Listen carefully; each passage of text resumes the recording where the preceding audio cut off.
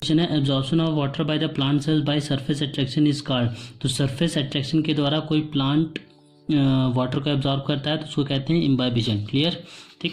Next, a plant cell placed in a certain solution got plasmolysed. What are the kind of solution?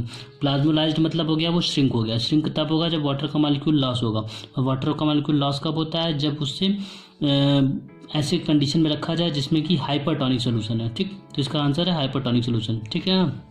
उसके बाद देखते हैं the state of a cell in which the cell wall is rigid and stretch by the increase in volume due to the absorption of water is called. क्या हो रहा है? Cell wall rigid हो गई है और स्ट्रेच हो रहा है, तो तभी वो होगा जब पूरी तरह से सेल भरा होगा किसी चीज़ से, टर्जिड होगा, तो उस कंडीशन कहते हैं टर्जिडिटी, ठीक है। Next, which one of the following is a characteristics not related with the suitability of the root for absorbing water. Water को एब्जॉर्ब करने में सुटेबल नहीं है, तो क्या? ट्रेमेंडस सरफेस एरिया होना चाहिए, इस too well content cell sap at a higher concentration that the surrounding soil water, ये भी होना चाहिए। आगे क्या लिखा है? Root hairs have thin cell wall, ये भी होना चाहिए। Grow downward into the soil, ये गलत बात है, ऐसा कुछ नहीं होना चाहिए, ठीक है ना। तो यही आंसर इसका करेक्ट आंसर है।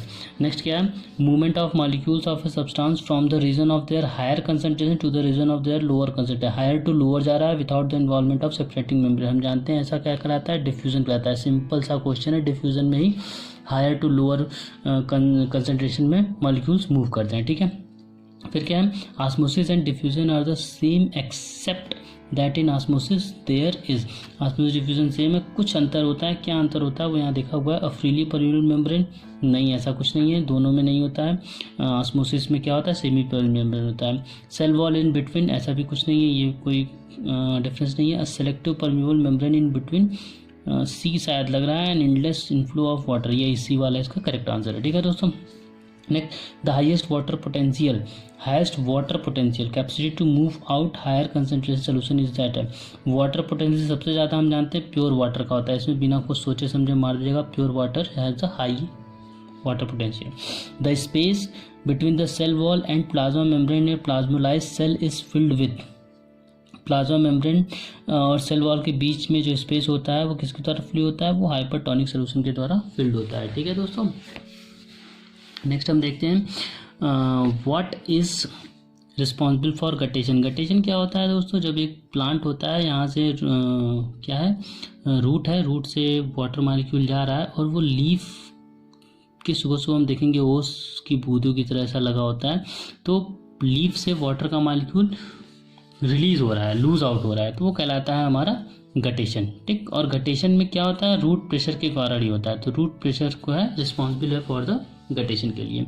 The most appropriate characteristics of a semi permeable membrane is that.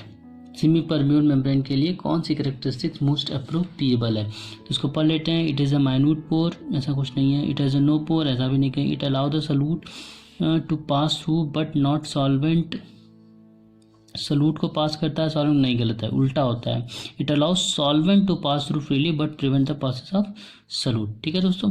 अब वेरी शॉर्ट आंसर टाइप जल्दी जल्दी पढ़ लेते हैं। सबसे पहला है the condition of a cell placed in a hypotonic solution, means ऐसी कंडीशन जिसमें सेल को हाइपोटोनिक सोल्यूशन में किया गया है। तो हाइपोटोनिक में कट किया जाएगा तो सेल में क्या हो जाएगा? वाटर के मॉलिक्यूल आएंगे तो सेल स्वेल कर जाएगा, तो स्वेल अप कर जाएगा। इसका आंसर है swell up. The process by which intact plant lose water in the form of droplet from leaf margin. Guttation अभी मैंने बताया। The process by which water enter their root hairs, ये osmosis कह सकते हैं या रूट प्रेशर कह सकते हैं, but osmosis is the good, ठीक। The tissue concern with upward conduction of water in plant is the xylem. जैसे जाइलम, जैसे जल को ट्रांसपोर्ट कौन कर रहा है? वो जाइलम कर रहा है, ठीक। In term for the inward movement of solvent molecule through the plasma membrane of a cell. Inward movement जब होता है तो एंड ऑस्मोसिस होता है, एक्सो और आउटवर्ड होता है तो वो एक ऑस्मोसिस होता है। तो यहाँ पे इनवर्ड मूवमेंट दिया हुआ है, तो इनवर्ड मूवमेंट के लिए क्या होता है? एंड ऑस्मोसिस, ठीक। एफ क्या है? The process by which molecules distribute themselves evenly with in the space they occupy, इसका अभी मैं बताया हूँ। इवनली ऑक्यूपाई क्या होता है? Diffusion. Diffusion is the best example, ठीक है, बेस्ट इसका है टर्म डिफ्यूजन।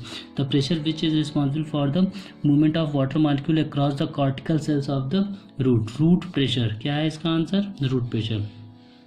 फिर give the equivalent term for the following, pressure of the cell content on the cell wall, क्या cell content, pressure of the cell content on the cell wall, turgor pressure, ठीक, cell content का cell wall पे pressure turgor pressure, और cell wall का content पे wall pressure, clear है।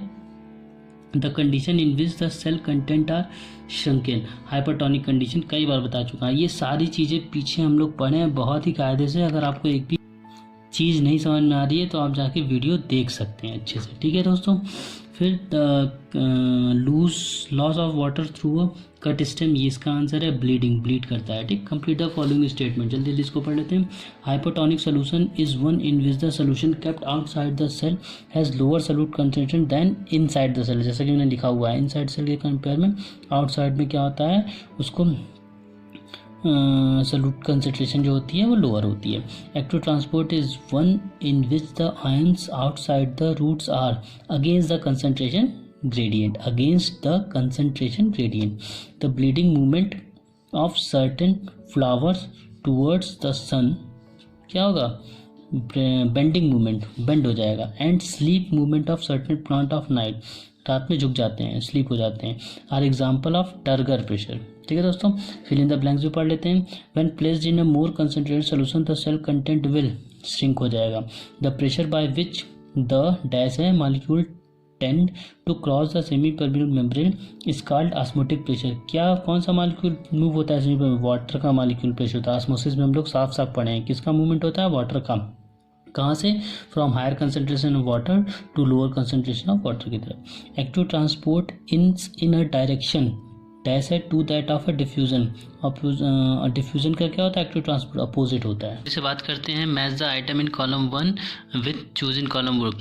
तो xylem, xylem क्या करता है, जाइलम जल का क्या ट्रांसपोर्टेशन करता है, कहाँ, अपवर्ड फ्लो ऑफ वाटर, ठीक, वाटर का अपवर्ड फ्लो करता है। फ्लोएम मतलब फूड, फूड का क्या होता है, फूड कहाँ बनता है, लीफ से बनता है, तो लीफ से अपवर्ड भी हो सकता है, डाउनवर्ड भी होता है, लेकिन यहाँ पे ऑप्शन में दिया हुआ है downward flow of sap. Cell membrane, cell membrane क्या होता है, ये cell membrane as a semi permeable membrane होता है, ठीक है ना। जबकि सेल वॉल क्या होता है, केवल परमेबल होता है, याद रखिएगा, सेल मेम्ब्रेन सेमी परमेबल है, सेल वॉल परमेबल है। रूट प्रेशर, रूट प्रेशर का संबंध किससे, गटेशन से।